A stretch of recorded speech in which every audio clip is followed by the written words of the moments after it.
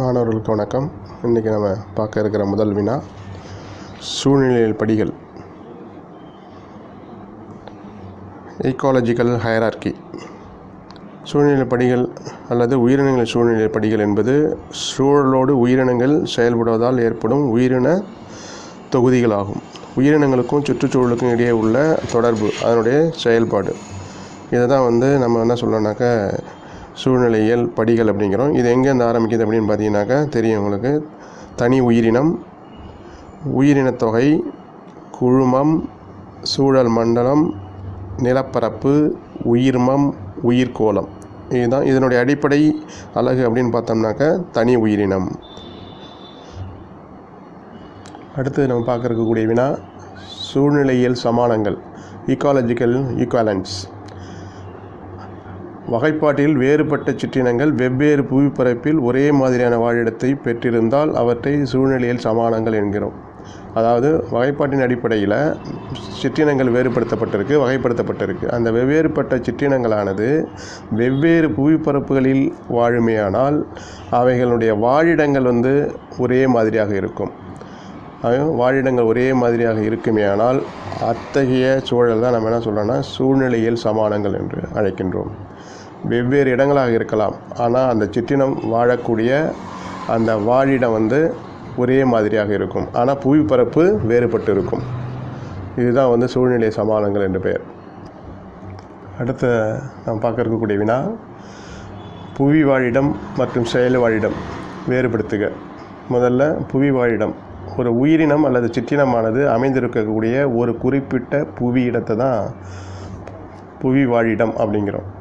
அதுமாதிரி செயல் வாழிடம் அப்படின்றது ஒரே சூழ்நிலை தொகுப்பில் உள்ள ஒரு உயிரினம் பெற்றிருக்கும் செயலிடமாகும். ஒரே சூழ்நிலை தொகுப்பில் ஒரு உயிரினம். அடுத்த ரெண்டாவது பார்த்திங்கன்னா வேறுபாடு, புவி வாழிடத்தில் ஒத்த வாழிடம் ஒன்றுக்கு மேற்பட்ட உயிரினங்களால் பகிர்ந்து கொள்ளப்படுதல். ஒரே ஒரு வாழிடம் தான், ஒரு வாழிடத்தை ஒன்றுக்கு மேற்பட்ட சிற்றினங்களானது பகிர்ந்து கொள்ளுமையானால் அது புவி வாழிடம் என்றும். அதே செயல் வாழிடத்தில் பார்த்தீங்கன்னாக்கா ஒரு செயல் வாழிடத்தில் ஒரே ஒரு சிற்றினம் அமைந்திருக்கும். ஒரு செயல் வாழிடத்தில் ஒரு சிற்றினம் மட்டும்தான் இருக்கும். அந்த சிற்றினமும் அதனுடைய சூழலுக்கும் இடையே உள்ள செயல்கள் தான் என்ன சொல்கிறோன்னா செயல் வாழிடம் அப்படிங்கிறோம். அதுக்கடுத்து பார்த்திங்கன்னா வேறுபாடு, ஒரு உயிரினம் புவி வாழிடத்தில் தன்மையை வெளிப்படுத்துகிறது. எந்த உயிரினம் அல்லது எந்த சிற்றினம் அந்த புவியினுடைய எங்கே வாழுகிறதோ அந்த வாழிடத்தின் தன்மையை வெளிப்படுத்துகிறதோ அதுதான் இந்த புவி வாழிடம். அந்த உயிரினம் அந்த புவி வாழிடத்தை தன்மையை வெளிப்படுத்தும். அதே எங்கே பார்த்திங்கன்னா உயிரினங்கள் காலம் மற்றும் பருவநிலைக்கு ஏற்ப செயல் வாழிடங்களை மாற்றி அமைத்து கொள்ளும். அதுதான் வேறுபாடு. ஏன்னா ஒரு உயிரினம் ஒரு குறிப்பிட்ட இடத்துல உயிர் வாழுது, அதனுடைய தன்மை அந்த வாழிடத்து தன்மையை வெளிப்படுத்தும். ஆனால் இங்கே செயல் வாழிடத்தில் பார்த்திங்கன்னா அந்த உயிரினங்களானது இடத்தை மாற்றிக்கொள்ளும், பருவநிலைக்கு ஏற்ப சூழ்நிலைக்கு ஏற்ப வாழிடங்களை மாற்றிக்கொள்ளும் தன்மை பெற்றிருப்பவை. இதுதான் புவி வாழிடத்திற்கும் செயல் வாழிடத்திற்கும் உள்ள முக்கிய வேறுபாடு. இது முக்கியமாக கேட்பாங்க எக்ஸாமில். அடுத்து நம்ம பார்க்க இருக்கக்கூடிய வினா சில உயிரினங்கள் யூரி தெர்மல் என்றும் சில உயிரினங்கள் செனோ தெர்மல் என்றும் ஏன் அழைக்கப்படுகின்றன. வெப்ப சகிப்புத்தன்மையினுடைய அடிப்படையில் உயிரினங்களை ரெண்டு வகையாக பிரிக்கிறோம்.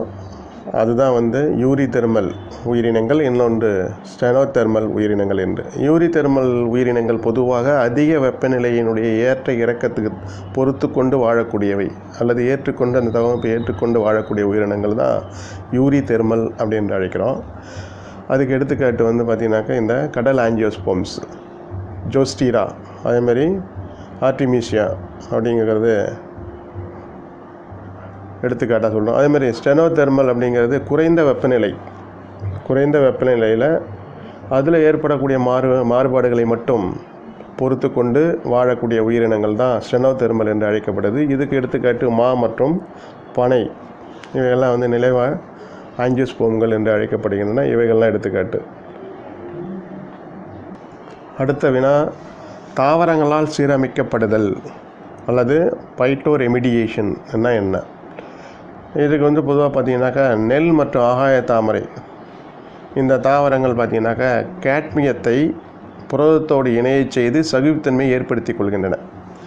ஸோ கேட்மியத்தை வந்து இவைகளானது ஏற்றுக்கொள்ளுகின்ற காரணத்தினால இது மண்ணில் இருக்கக்கூடிய அந்த கேட்மியத்தை இவைகளானது அகற்றுகின்றது, அப்போ சுத்தப்படுத்துகின்றது அப்படிங்கிறோம். அதனால் இதுக்கு வந்து தாவரங்களால் சீரமைக்கப்படுதல் என்று அழைக்கப்படுகிறது. இது வந்து எதுக்கு எடுத்துக்காட்டப்படுதுனாக்கா நச்சு சகிப்புத்தன்மைக்கான எடுத்துக்காட்டுகளில் இவைகள் வருது. அதாவது டாலரன்ஸ் டு டாக்ஸிசிட்டி தாவரங்கள் அப்படின்னு சொன்னாக்கா இது எடுத்துக்காட்டில் வருது. இந்த கேட்மியங்கள் பொதுவாக உயிரினங்களுக்கு தீமை ஏற்படுத்தக்கூடியது, அதாவது நச்சு ஏற்படுத்தக்கூடிய ஒரு தனிமமாகும். அதனால் இது வந்து அகற்றப்படுறதுனால இந்த தாவரங்களை எவ்வாறு அழைக்கிறோம் அப்படின்னாக்கா நெல் மற்றும் ஆகாய தாமரை தாவரங்களால் சீரமைக்கப்படுதல் என்று அழைக்கப்படுகிறது. அடுத்தது நம்ம பார்க்க இருக்கக்கூடிய வினா 5 மதிப்பெண் வினா, தீயினால் ஏற்படக்கூடிய விளைவுகள் ஏதேனும் 5 எழுது அப்படின்னு கொடுத்துருக்கு. நம்ம இங்கே புத்தகத்தில் இருக்கக்கூடிய சில பாயிண்ட்ஸ்களை பார்ப்போம். முதல் பாயிண்ட் பார்த்திங்கனாக்கா தீயானது தாவரங்களுக்கு நேரடியான அழிவு காரணியாக விளங்குகிறது. தீ வந்து தாவரங்களுக்கு நேரடி அழிவு காரணி. ரெண்டாவது பாயிண்ட், எரிகாயம் அல்லது எரிதலால் ஏற்படக்கூடிய வடுக்கள் ஒட்டுண்ணி மற்றும் பூஞ்சை அதே மாதிரி பார்த்திங்கனாக்கா பூச்சிகள் நுழைவதற்கு பொருத்தமான இடமாக திகழ்கிறது. இந்த தீயினால் ஏற்படக்கூடிய காயங்கள் மூலமாக தாவரங்களுக்குள் பூஞ்சைகளோ அல்லது பூச்சிகளோ உள்ளே நுழைவதற்கு ஒரு இடத்தை தருகிறது. இது ஒரு தீய விளைவு. அதனால் அந்த பூஞ்சைகள் உள்ளே சென்றால் அல்லது பூச்சிகள் உள்ளே செல்லுமையானால் அந்த தாவரத்தை சில நோய்களை ஏற்படுத்தும். அதேமாதிரி பார்த்திங்கன்னா அடுத்த பாயிண்டில் ஒளி, மழை, ஊட்டச்சத்து சுழற்சி, மண்ணின் வளம், ஹைட்ரஜன் அயனி செறிவு அதாவது pH, மண், தாவரங்கள் மற்றும் விலங்குகள் ஆகியவற்றில் இது மாறுபாடுகளை உண்டாக்குகின்றது. இந்த தீ ஒரு இடத்துல பரவுது அப்படின்னாக்கா அந்த இருக்கக்கூடிய அந்த பகுதியில் இருக்கக்கூடிய ஒளி, மழை, ஊட்டச்சத்து சுழற்சி அதேமாரி வந்து மண்ணினுடைய வளத்தையும் மண்ணினுடைய pHஐயும் அங்கே வாழக்கூடிய மண்ணினுடைய தரத்தையும் தாவரங்களையும் மற்றும் விலங்குகளை இவைகளில் ஒரு குறிப்பிட்ட மாறுபாடுகளை ஏற்படுத்தும். அடுத்தது கடைசியாக பார்க்கக்கூடிய பாயிண்ட் என்ன அப்படின்னாக்கா எரிந்த பகுதியில் உள்ள மண்ணில் வளரக்கூடிய சில வகையான பூஞ்சைகள் எரிந்த மண் விரும்பி என அழைக்கப்படுகின்றன. அந்த பொதுவாக எரிந்த பகுதியில் தாவரங்கள் வளராது. அப்படியும் வளர்கிறது என்று சொன்னால் அது ஒரு சில பூஞ்சைகள் மட்டும்தான் இருக்கும். அத்தகைய பூஞ்சைகளுக்கு எரிந்த மண் விரும்பி பூஞ்சைகள் என்று அழைக்கப்படுகின்றன. பைரோஃபில்லஸ் எடுத்துக்காட்டு பைரோனிமா. இந்த கடைசியாக கொடுத்துருக்கக்கூடிய பாயிண்டானது தனியாக 2 மதிப்பெண்ணாவில் கேட்கக்கூடும் அல்லது 1 மதிப்பெண்ணாவில் கேட்கக்கூடும். எரிந்த மண் விரும்பி என்று அழைக்கப்படுவது எது, எடுத்துக்காட்டு தருக அப்படின்னாக்கா இதை எழுதலாம். அடுத்து நாம் பார்க்க இருக்கக்கூடிய 5 மதிப்பெண் வினா, மண் அடுக்கு அமைவு என்றால் என்ன, மண்ணின் வெவ்வேறு அடுக்குகளை பற்றி விவரிக்கவும். முதல்ல மண் அடுக்கு அமைவு என்பது என்ன அப்படின்னு பார்த்தீங்கன்னாக்கா தொடர்ச்சியான ஒன்றின் மீது ஒன்றாக அடுக்கப்பட்ட மண்ணின் பகுதியே மண்ணின் அடுக்கு அமைவு என்று அழைக்கப்படுது. அதாவது தொடர்ச்சியாக மண்ணானது ஒன்றின் மேல் ஒன்று படிந்து கொண்டே வந்து அந்த தொடர்ச்சியாக உருவாகக்கூடிய அந்த மண் அடுக்குகளை தான் ஒன்றன் மீது ஒன்று அமையக்கூடிய மண் அடுக்குகளை தான் நம்ம வந்து மண் அடுக்கு அமைவுங்கிறோம். இதில் எவ்வாறு இவைகளானது அமைந்திருக்கிறது என்பது இந்த படத்தின் மூலமாக நம்ம அறியலாம். இதில் சுட்டி காட்டி இருக்கக்கூடிய மேலே இருக்கக்கூடிய பகுதியை பார்த்திங்கன்னா தெரியும். இந்த அடுக்கு பார்த்திங்கனாக்கா கரிம பகுதி அல்லது இலைமக்கு பகுதி அப்படின்றாங்க. இதில் என்னென்ன இருக்கும் அப்படின்னாக்கா புதிய மற்றும் பாதி மக்கிய கரிம பொருட்களை பெற்றது அப்படிங்கிறாங்க. இதிலே வந்து மேலே இருக்கக்கூடிய பகுதி புதிதாக உதிர்ந்த இலைகள், கிளைகள், மலர்கள் மற்றும் கனிகள் ஆகியவற்றை கொண்டது அப்படின்றாங்க. அதுக்கு அடுத்து இருக்கக்கூடிய பகுதி பார்த்திங்கன்னா நுண்ணுயிர்களால் மக்கிய தாவரங்கள். இதிலேருந்து உதிர்ந்த இலைகளோ அல்லது கிளைகளோ மலர்களானது நுண்ணுயிர்கள், பாக்டீரியா போன்ற நுண்ணுயிர்களால் அவைகளானது மட்கச் செய்யப்பட்டிருக்கும். அதேமாரி விலங்கு மற்றும் அதன் கழிவுப் பொருட்கள் ஆகியவற்றை கொண்ட பகுதி இந்த பகுதி அப்படிங்கிறாங்க. அதாவது விலங்கு, தாவரம் இவைகளானது மட்கச் செய்யப்படுகிறது நுண்ணுயிர்களால், பாக்டீரியா போன்ற நுண்ணுயிர்களால். ஸோ அவைகள் அந்த மட்குகள்லாம் நிறைந்த பகுதியாக இந்த பகுதி காணப்படுகிறது. இது முக்கியமாக ஒரு பகுதி சொல்லலாம். ஏன்னாக்கா சாகுபடி நிலங்களில், பாலைவனங்களிலும் இது வந்து காணப்படுவதில்லை இந்த பகுதியானது அப்படின்றாங்க. அதுக்கு அடுத்தது இங்கே பார்க்குறீங்க இந்த அடுக்கு ஏ அடுக்குன்னு ஒன்று கொடுத்துருக்கு. இது திரவ பொருட்களை கசிய விடும் பகுதி அப்படிங்கிறாங்க. திரவ பொருட்களை கசிய விடும் பகுதி இந்த அடுக்கு. ஏன்னாக்கா இதன் மேற்பகுதி பார்த்தீங்கன்னாக்கா மண் அதிக அளவு இலைமட்கு மற்றும் கனிமங்களை கொண்டிருக்கு. இந்த மேற்பகுதி மண்ணில் வந்து என்ன இருக்குன்னாக்கா அதிக அளவு இலைமக்கும் கனிமங்களும் காணப்படுது. அதனால தான் பொதுவாக வந்து நீரை வந்து கசிய விடுறதில்லை. இது இலைமட்குகள் உயிரினங்கள் மற்றும் கனிம பொருட்களை கொண்ட மண்ணின் மேற்பட்ட பகுதி அப்படிங்கிறாங்க.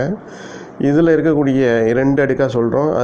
இதில் இருக்கக்கூடிய மேல் அடுக்கை பார்த்தோம்னாக்கா A1 சொல்லியிருக்காங்க. அதில் கரிம மற்றும் கனிம பொருட்கள் இரண்டும் அதிக அளவில் கொண்ட கருநிற பகுதி என்று அழைக்கப்படுகிறது. இதில் அதுக்கு கீழே இருக்கக்கூடிய பகுதியை பார்த்திங்கனாக்கா A2 அப்படிங்கிறது பெரிய அளவுள்ள கனிம பொருட்களை கொண்ட வெளிரிய பகுதி. அப்போ கருநிற பகுதி வெளிரிய பகுதி அப்படின்னு 2 இருக்குது. கருநிற பகுதியில் கரிம மற்றும் கனிம பொருட்கள் அதிக அளவில் இருக்கும், இதில் குறைந்த அளவில் இருக்கும்.